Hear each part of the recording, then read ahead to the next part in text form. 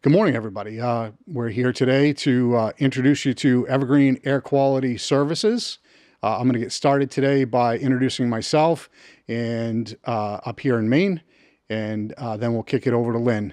My name's Angelo Quatrano. I've been with Evergreen for about a year now. Currently have about 9, 10 years of experience in the indoor air quality business. For 8 of those years, I spent them in various roles with a restoration firm, cleaning a restoration firm. And it was a natural fit to kind of slide over as I gained more industry knowledge into the indoor air quality field, doing assessments, providing testing. It was a natural fit. Lynn, why don't you tell us about yourself a little bit? Hello, everyone. I'm Lynn. I'm down in the Orlando office. I recently moved here about 2 years ago, moved my wife and my boys down to Orlando. Um, Before joining Evergreen, I gained my remediation experience working for a restoration firm. Angelo and I actually worked together for a number of years. I spent 10 years there, and during that time, I served on a number of different roles with that restoration firm. I started out in your attics, cleaning mold, wire brushing. Angelo, you remember those days where broken knuckles and screws from in the attics, but that gave me some valuable experience. Also, during my time at that remediation company, I served as a mold remediation project manager. I also did some indoor air quality specialist work. I was also the director for the air duct division of the company. And there was a lot of different roles that I had. And towards the end of my tenure with the restoration firm, I served as marketing director. And keep in mind, I did all of that together. Right. And given that time working in a restoration firm, it has given me 10 years of field experience, which has given me a firsthand look at the full spectrum of the needs for good, healthy indoor air quality. Currently, down here in Florida, I hold a Florida mold assessor's license. I am an air duct specialist certified through the National Air Duct Cleaning Association. I also hold certified indoor environmental consultant license. And along with that, I am working on getting my asbestos licenses done here in Orlando. Currently hold the asbestos inspector license. And those are some of the things that have helped me get a full understanding of healthy indoor air environments. And it kind of was an easy transition. Right. Because I have all of that background. It wasn't that I was just a guy who opened up a book one day and took a test. So when I'm out in the field and I'm dealing with restoration companies, I can speak from a place that they're familiar with. Right. And that is our Orlando office. That's the Orlando office. Um, I think we want to talk about why we're doing what we do. And I mean, I can tell you from my perspective, how I was drawn into this business. I spent a number of years doing sales and marketing, ran sales teams, ran marketing teams, but there was never any personal satisfaction out of it. I felt like that I was supposed to do more for people. And I found that this is a way to be able to help people, truthfully, because people, they call every day with issues, and it's my opportunity to go out and hopefully provide them with some answers and solutions to the problem, and ultimately get them on the road to getting their lives back together, feeling better, getting their homes back together, et cetera. So that's really been, my driving force in coming here. What about you? Well, for me, the bigger piece, especially moving to the South, is to what I find is a lot of people don't understand what affects and what may alter their indoor air quality. What I'm finding a lot of here, and for me, it's more of an educational piece. Let them know what dangers they may be letting into their home, especially down here in Florida. Something's booming all the time. Sure. And I found that a lot of my clients spend a lot of time with their windows, doors open, Yep. and they are allowing a lot of unfiltered and unconditioned air to get into their space. So for me, kind of similar thing. I did some marketing work for years.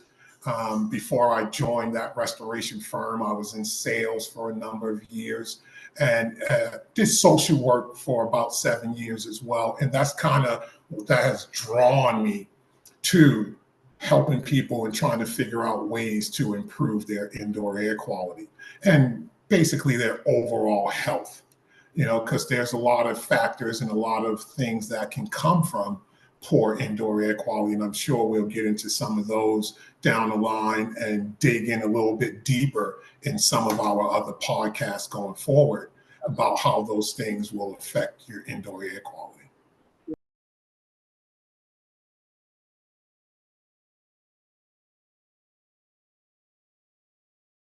In indoor air quality and how important it is to your overall health and safety in that indoor environment.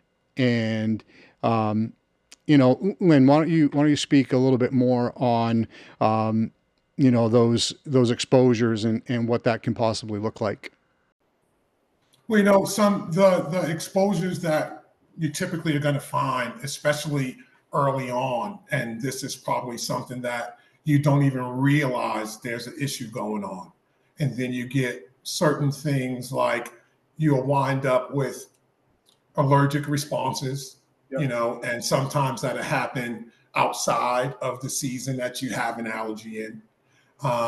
Headaches, itchy eyes, you're sneezing, you can get some rashes, and this all depends on, what levels the mold is in your home, what types of mold that you have in your home, and other indoor air quality issues that could potentially contribute to allergic type responses. And once again, those are on your early exposure stages. As long term water damages that are untreated, long term mold growth, that will get you more into your advanced exposure responses.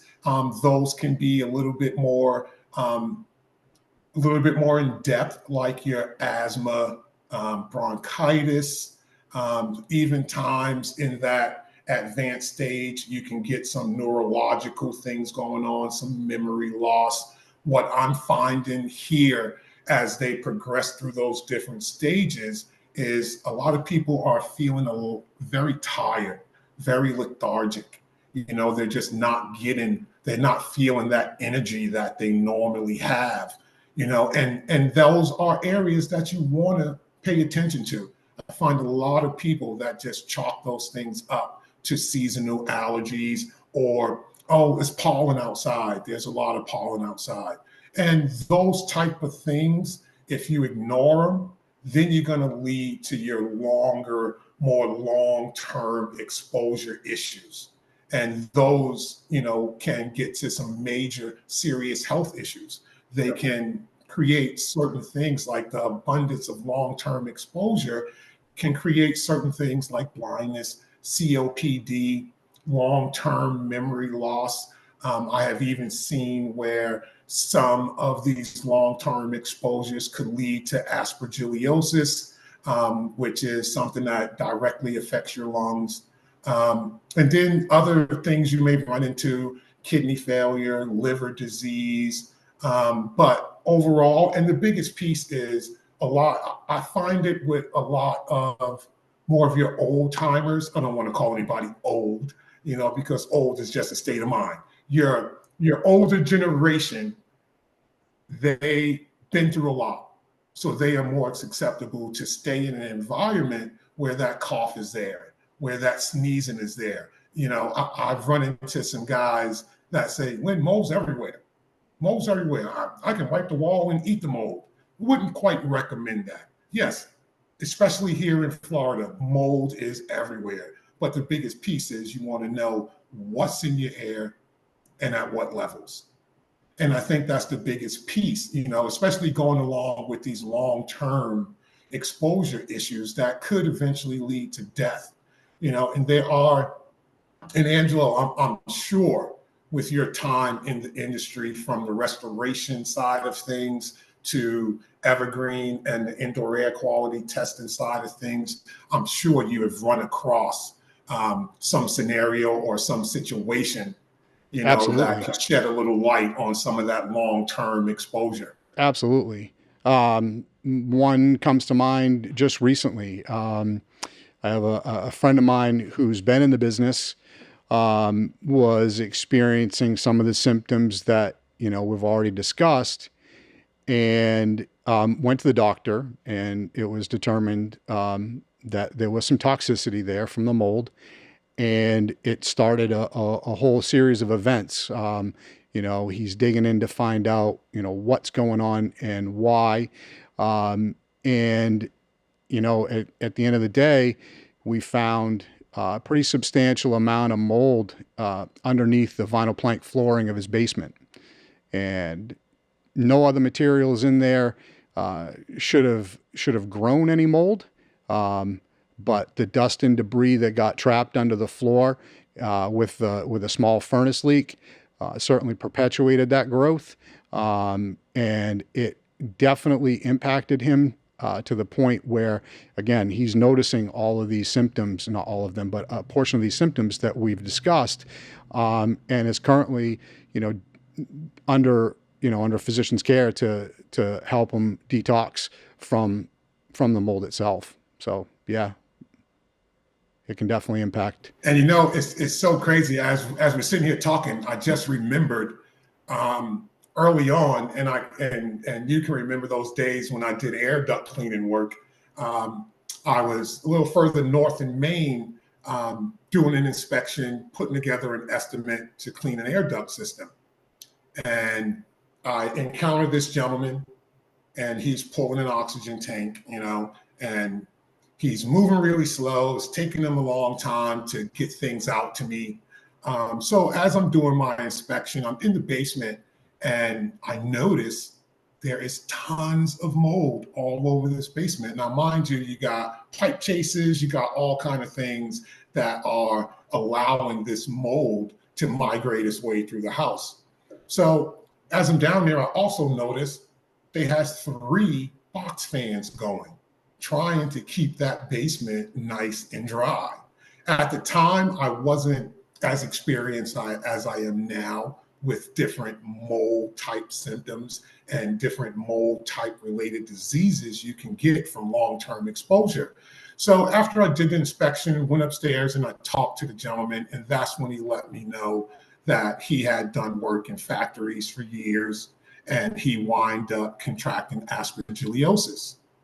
And it was very eye-opening for me, because you kind of hear stories about that, but now it's firsthand, it's right in front of me. And I think that kind of deepened my passion for trying to help people figure these things out, and it's just one of those situations where it felt so bad, but at the time I didn't have the expertise to really try to help him. So I had to recommend him to someone else to come in and try to figure out a way to get that home back to a healthy indoor environment. But it was very clear that I was able to let him know that blowing fans around in a mold-filled environment was not the best course of action. Sure. Dehumidifier would have worked a lot better. Sure. Yeah, you and I were talking the other day as we were sort of prepping for this, and we were discussing the type of clients that reach out to us and call us, and we were comparing it to how many of them proclaim that they have symptoms or are experiencing what they think are symptoms related to mold. What did we come up with? What we say? What? I think we were looking at somewhere between 70 and 90% of all callers that we have come in contact with are experiencing symptoms similar Right. to mold exposure.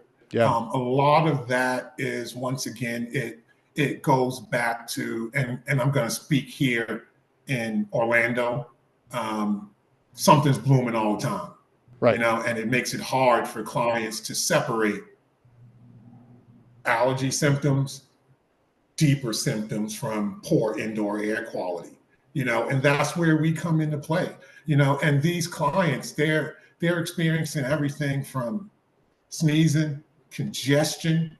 I have one client now that she's actually seeking medical treatment because she was getting dizzy a lot, Sure. and her younger son had created a cough as well, and some of the clear indicators. And this is where you ask a lot of questions, and that's part of what we do. It should be the basis of what we do, is to allow that client to express what's going on. A lot of times, certain things can be figured out just from allowing them to give you Absolutely. that information. Like a lot of my recent clients, I will say, especially with the change of seasons here, which is Florida, things don't really change much. Temperature may drop a little bit, but it overall doesn't change much. They are telling me that time spent in their home is congested, allergy symptoms. Time away from their home, it goes away. So now that leads me to believe that it's a little bit more than an allergy. Absolutely. There's some underlying things going on in the home. So I haven't been in Maine in a while, but what are you seeing up there from your callers? Same thing. Like it's the same thing. They'll have any number of these issues that we've discussed, and they're just desperate for answers, you know? And again, like it is why that I'm so passionate about doing this. These are things that we can help folks avoid, or we can help them get by it and move on to the next portion of their life where mold's not, a dominating factor for them on a day-to-day basis. So Yeah, and it's interesting how many homeowners, how many commercial property, and even the property managers and facility managers I deal with, mold is that no word, right. so nobody really, these guys don't really have the experience on dealing with it to properly tell a person, okay, here's what you need to do. You need to Right. run your HVAC system a little bit more often. Some of the different tips and stuff that go along with keeping a healthy indoor environment. I find a lot of clients, I'll give you a quick story. I have a recent client when my indoor environment we thought was fine. We had a couple of allergy issues. We installed a purification system, but now my eyes are watering all the time. And once again, this was a homeowner who was sold on a ozone fired air purifier, but wasn't given the next steps on it on how to properly use it.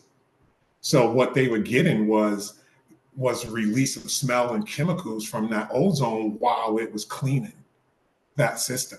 And I find that a lot of homeowners, the best way for me to express it to them would be bring in outdoor makeup air that is filtered and conditioned at the same time.